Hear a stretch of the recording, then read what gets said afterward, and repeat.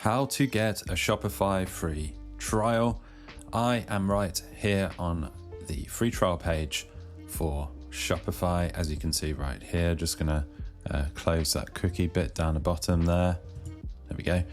So first things first, I do have an affiliate link in the video description just below this video. If you click on that link, you will wind up on a page like this or very similar, depending on how Shopify actually change their pages over time.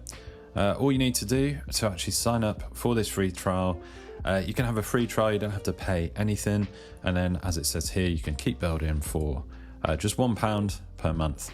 That's obviously in British pounds. In dollars, that's just over £1, so $1.50 per month, so very reasonable.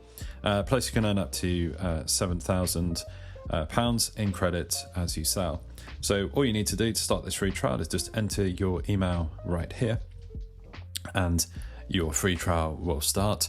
You don't have to enter any payment details. You can check out the platform, see if it's the right platform for you, see if Shopify is the right tool for you. If it is, you can stick around. If not, there's no risk, there's no loss to you. You can cancel your free trial at any time. Hopefully you've found this video useful. If you have, drop the video a like, it really helps, and subscribe to the channel for more videos just like